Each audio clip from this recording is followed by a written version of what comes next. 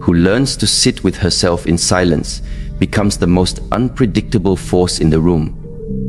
Not because she intends to dominate, but because she no longer needs to. Silence in a noisy world is misunderstood. It is often mistaken for weakness. But there is a kind of silence that is not born of suppression, but of strength. The kind that doesn't beg to be understood, because it already understands itself. This silence is not the absence of words. It is the presence of awareness. It's the stillness that comes after you stop trying to explain your worth. It's the peace that enters when you no longer react to every shift in another person's mood. It is the clarity that rises when your emotions are no longer dictated by what someone did or didn't say. Most women are trained to over-express, to over-explain, to always give context to their boundaries, until they realize that silence itself is the boundary. When a woman turns inward, not out of fear, but out of choice, she activates a deeper form of respect. People feel it. They may not be able to name it, but they sense it. And when you begin focusing on yourself, not in selfishness, but in stillness, everything misplaced starts falling back into place. When a woman begins to truly focus on herself, something profound begins to shift. Not just inside her, but in the world around her. It is not merely about self-care routines or momentary retreats from others. It is a deeper awakening. A quiet decision to stop pouring energy into places that no longer give back, to reclaim attention from everything external and redirect it inward. That shift, though subtle at first, transforms everything. It begins with a question: where is my energy going? In a world that constantly demands a woman's attention, her nurturing, her care, her explanations, her compromise, it becomes easy to forget that energy is not limitless. Attention is currency, and the way you spend it determines the quality of your emotional life. The more you give away without intention, the less you have for yourself. But the moment a woman begins to observe, rather than react, to choose herself rather than chase others, she starts to experience a different kind of power. A power that doesn't come from trying to control others, but from mastering her inner space. Neuroscience has long confirmed this truth. What you focus on grows. This is called the Hebbian principle. Neurons that fire together, wire together. When your mind is always busy trying to fix people, explain yourself, predict outcomes, or worry about how you're perceived, it strengthens patterns of anxiety and over-responsibility. But when you begin to bring your attention back to yourself, your breath, your thoughts, your values, your stillness, you start rewiring your brain for clarity, peace, and purpose. Take the story of Mina, a woman in her late 50s who had spent most of her adult life adjusting herself around others. As a mother, a wife, and later as a caretaker for aging parents, she learned to anticipate needs before they were spoken. But after her children moved out and her caregiving roles ended, she was left with silence. At first, it was terrifying. The noise of other people's needs had been her compass for so long that she didn't know how to navigate without it. But slowly, she began to ask, what do I feel when no one is watching? What do I want when I'm not needed? She started small. Morning walks without her phone, journaling without editing herself, saying no without guilt, and as her attention returned to herself, something powerful emerged. She no longer felt pulled in 20 directions. Her conversations became more intentional. She no longer responded to emotional manipulation with explanations, just calm silence.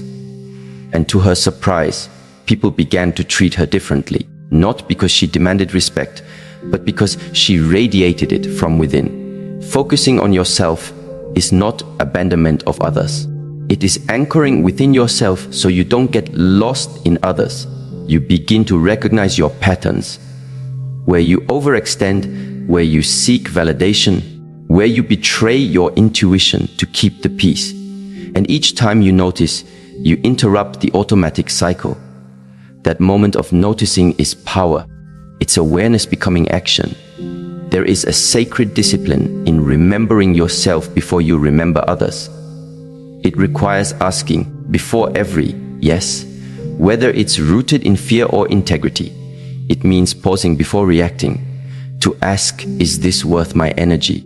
Does this reflect who I am becoming? It's not easy, especially for women who've been conditioned to associate worth with service, silence with weakness, and boundaries with rejection. But in truth, the opposite is real. The woman who focuses on herself is not selfish.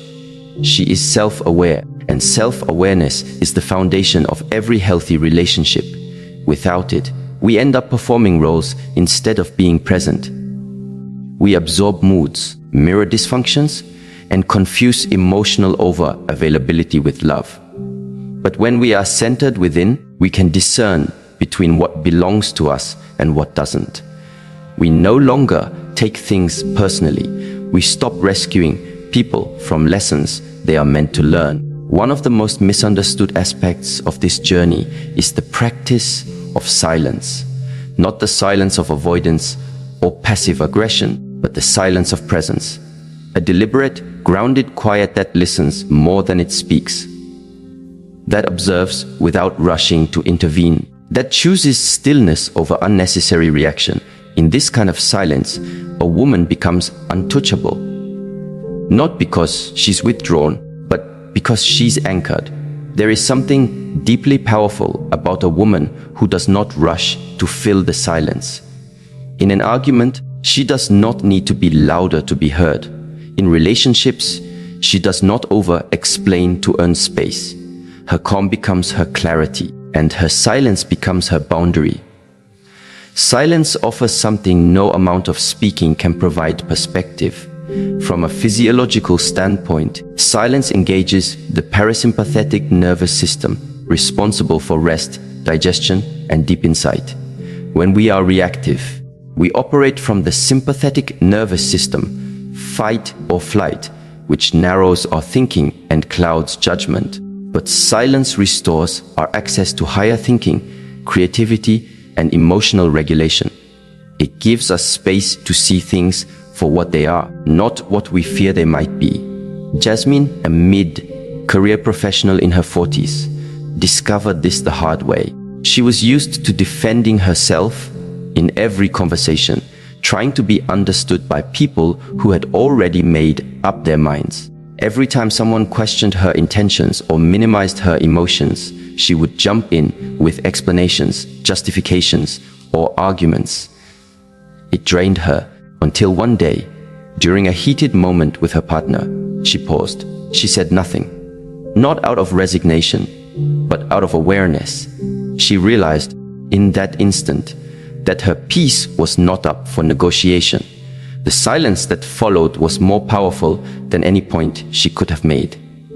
It unsettled him, not because she was trying to hurt him, but because for the first time, she didn't make herself emotionally available for conflict. She remained present, steady, and calm. That moment changed the dynamic of their relationship, not overnight, but permanently. He began to listen. She began to feel heard, not because he changed, but because she did. We often believe that we must speak more to be seen. But sometimes it is in speaking less that we become visible. Silence is not the absence of voice, it is the presence of strength. It communicates what words often cannot. That you are no longer afraid to be misunderstood, that you no longer fear disconnection because you are deeply connected within, that your worth is not tied to being agreeable, but to being authentic. There is a deep wisdom in knowing when to speak and when to stay silent, not from fear, but from freedom, not from suppression, but from sovereignty. When you no longer use words to seek control, you allow life to reveal its truths. People expose themselves in your silence.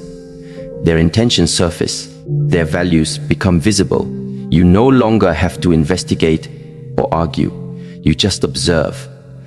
And from that place of inner stillness, you make clearer decisions. In relationships, this is especially powerful.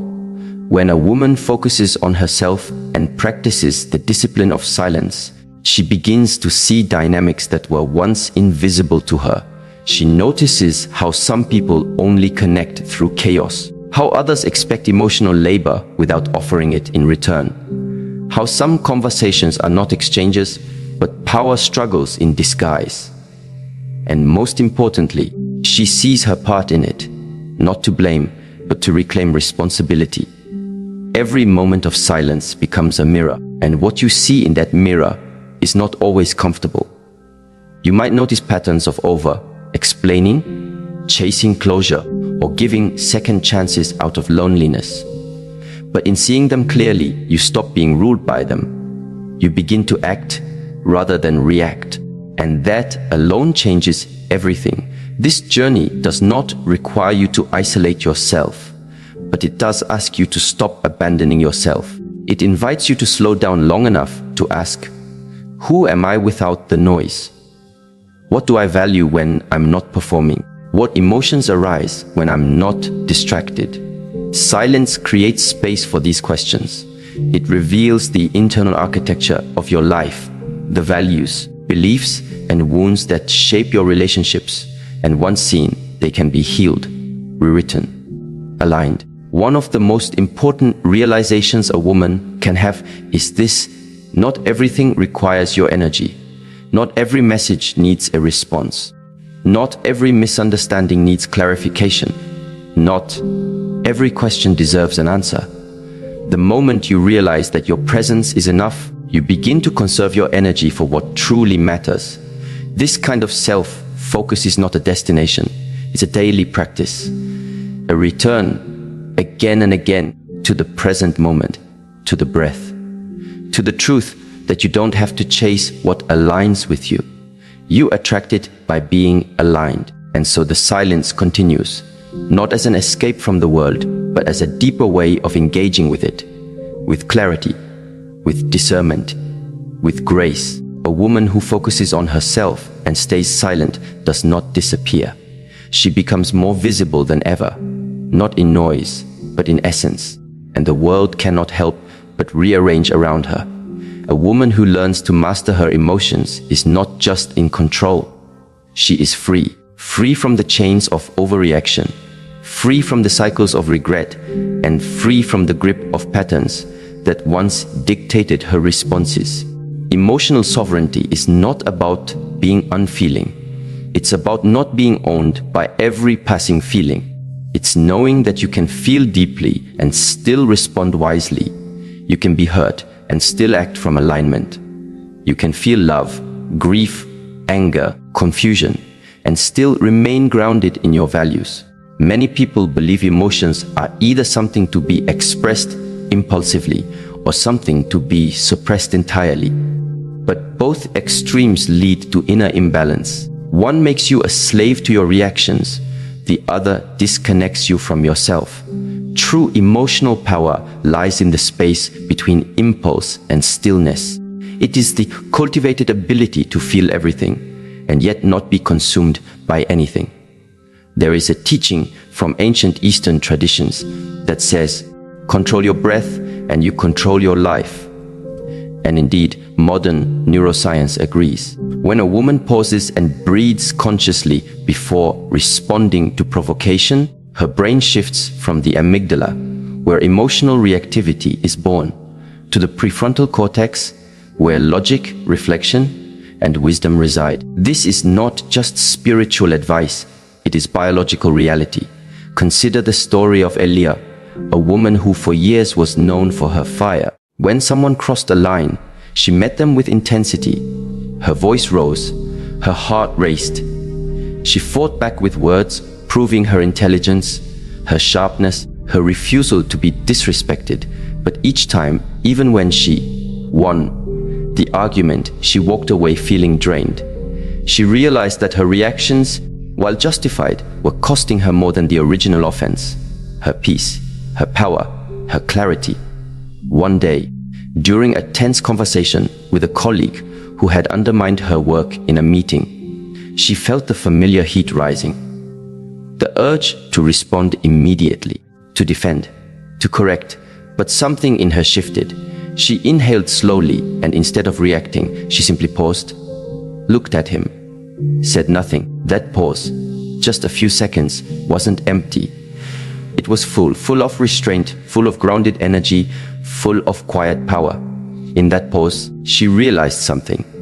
The need to prove yourself is often born from the fear of being unseen. But when you know your worth, you no longer perform it for others. You hold it quietly, and the world learns to feel it without being told. The pause gave her time to assess, was this worth her emotional investment? Did this person truly have the power to define her value? No, she answered him with calm, clear boundaries, not from fire, but from foundation. And the result, he backed down, not because she was aggressive, but because she was anchored. She had stepped into emotional sovereignty. To be emotionally sovereign means your inner state is no longer at the mercy of other people's moods, decisions, or expectations. You stop outsourcing your peace. You stop being available to every emotional tug of war. You don't become cold, you become clear. And this clarity protects you from the trap of reaction. Every time you react without reflection, you give your power away.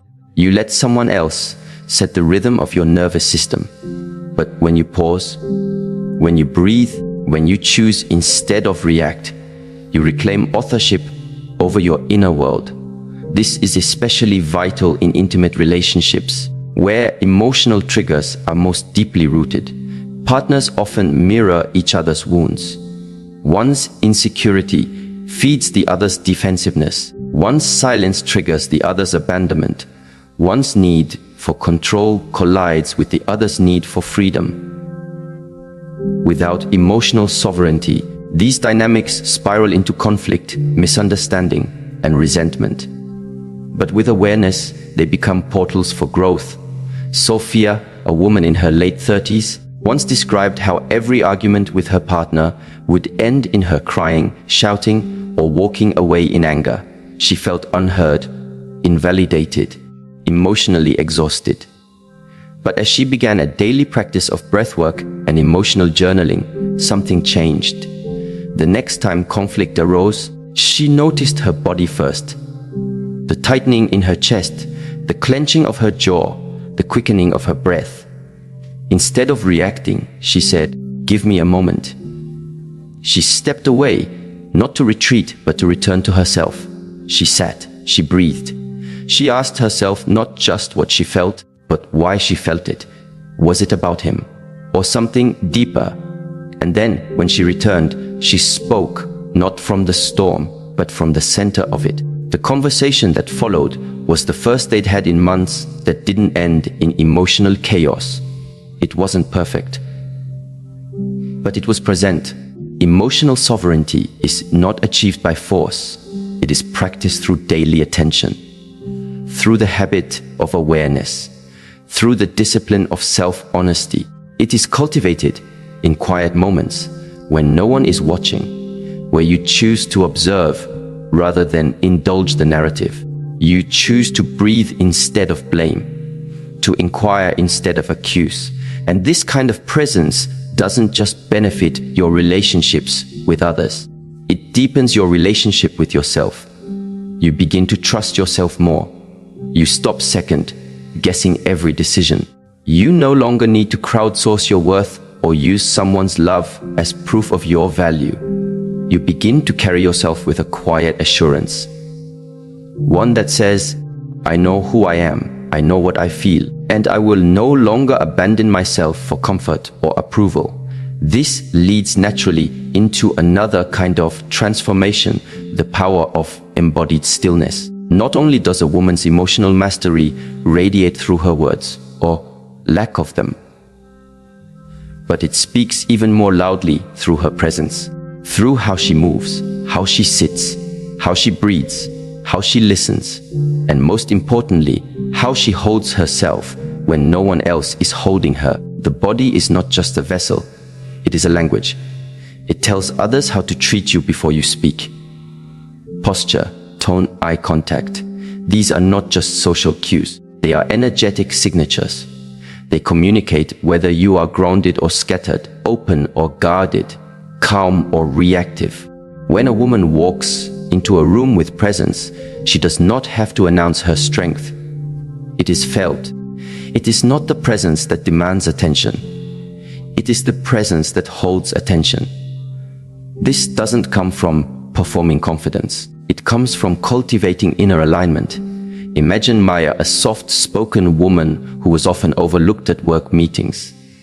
Her ideas were good, but she presented them hesitantly, eyes down, voice low, shoulders slightly hunched.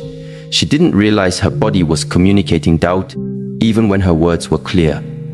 After attending a somatic awareness workshop, she began to practice a new habit each morning, standing barefoot for 5 minutes, breathing deeply, rolling her shoulders back, grounding her feet into the earth.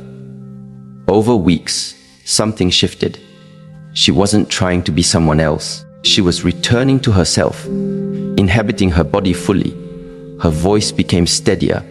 Her presence expanded. The next time she spoke in a meeting, people listened. Not because she shouted, but because she spoke from her center. And her body confirmed what her words said. I believe in what I'm saying. And so others believed her too. This is the unseen power of embodied stillness.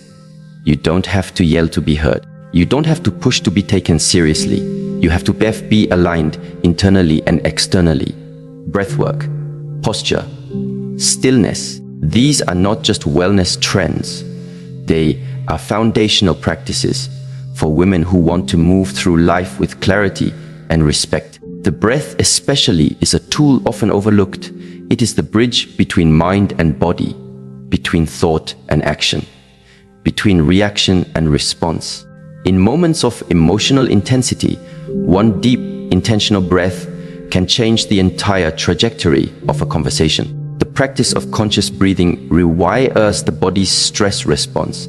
It tells your nervous system, I am safe. I am here. I can respond with wisdom. Over time, this rewiring becomes your default. You are no longer pulled by the chaos outside you. You move from center. And that center becomes your compass, especially when others try to pull you into storms you didn't create.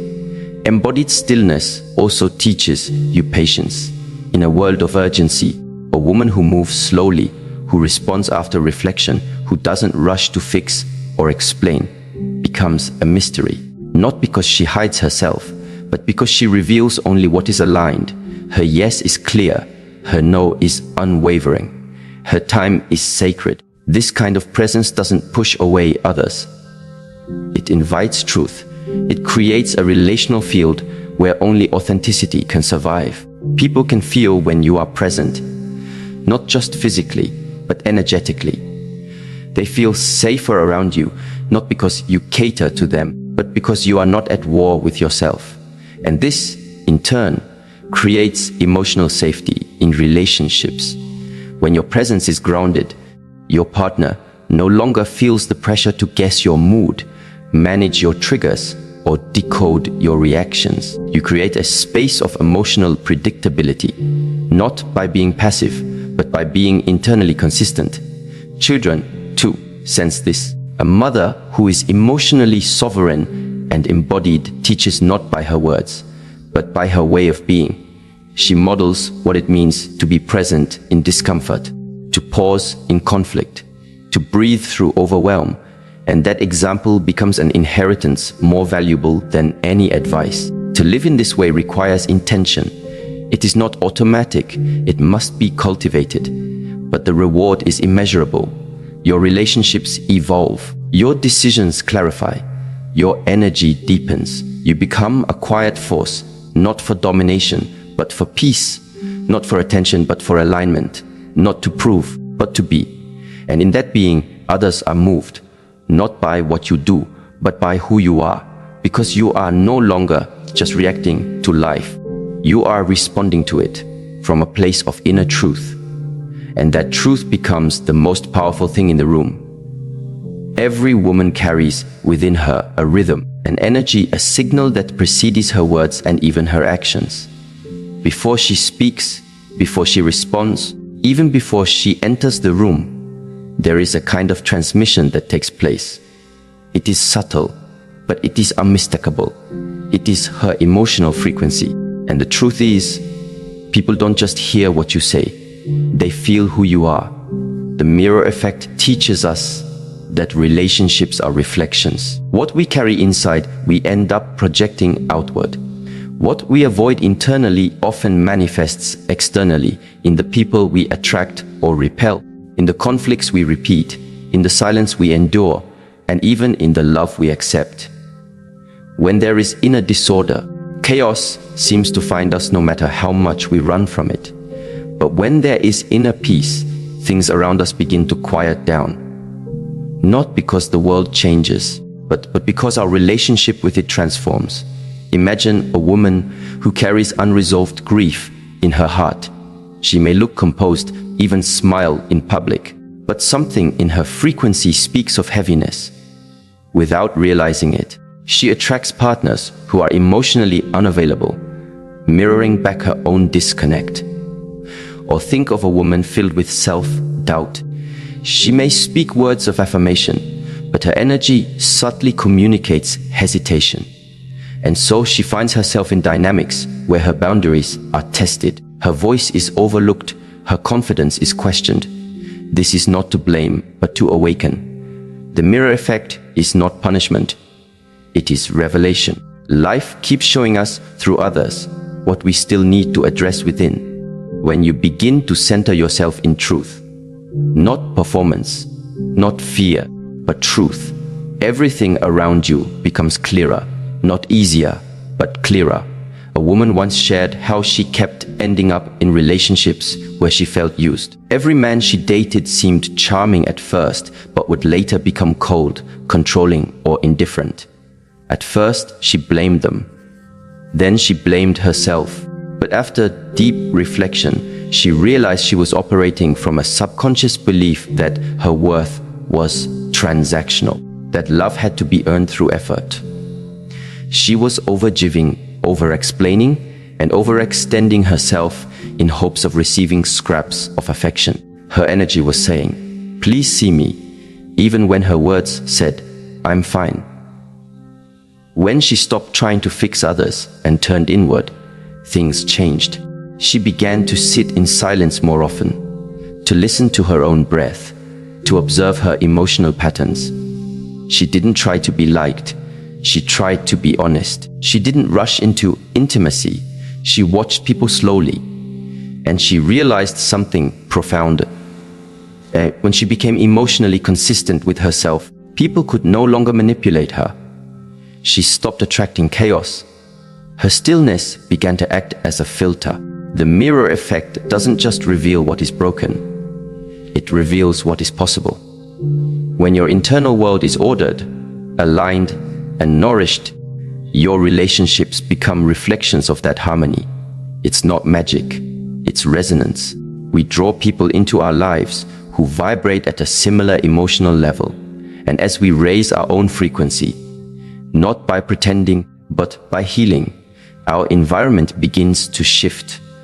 People begin to respect your silence because they can feel it's not empty. It's intentional. They feel your no before you even say it. They feel your joy, not because you display it, but because it lives in you. You begin to understand that being centered is the greatest protection you can ever have. It shields you not with walls, but with presence. This is why inner work is not a luxury. It is the foundation. The woman who invests in her internal world, the one who examines her stories, clears her energy, and returns to herself again and again, builds a life that reflects peace. She no longer begs for connection. She becomes connection. She no longer performs for love. She embodies love. And from that embodiment, she attracts those who are ready to meet her, not just in romance, but in friendship, in family, in community. This inner alignment requires discipline. It means choosing to pause before reacting. It means walking away from what disrupts your peace, even if it's familiar. It means being willing to feel uncomfortable truths rather than escape into distractions. But the reward is clarity. You begin to trust yourself more. You stop second guessing your instincts. You no longer tolerate energy that drains you because you're too aligned to pretend anymore. Even in solitude, you feel connected because you're no longer seeking from outside what you now generate from within. That shift is everything. It's the difference between chasing and attracting, between noise and resonance, between being pulled in 1,000 directions and standing firmly in one. Still, life has a way of testing this. There will always be people who don't understand your silence, who feel threatened by your presence, who try to pull you back into old patterns. And in those moments, you are faced with a choicy contract to make others comfortable or expand to remain true. Sometimes, the most powerful move you can make is to pull back, not in resentment, but in realignment. This is what we call strategic withdrawal. It is the conscious decision to step back, to observe, and to allow the truth to reveal itself, not through confrontation, but through distance. There's a saying, when you stop speaking, people reveal who they are. It's not just a poetic idea, it's a psychological reality. When you stop feeding a dynamic, you expose its core. When you stop explaining yourself, you discover who truly seeks to understand you. When you stop initiating, you find out who values connection enough to reach for you. Distance has a language, and silence has its own kind of clarity. Strategic withdrawal is not about ghosting or playing games. It is about reclaiming your emotional energy from places where it is being wasted. It is about giving yourself space to see things as they are, not as you wish them to be. Often, we stay too long in situations because we are addicted to potential. We see what someone could be, and we ignore what they are. But potential is not a promise. And silence allows us to stop projecting and start perceiving. A mirror, a woman,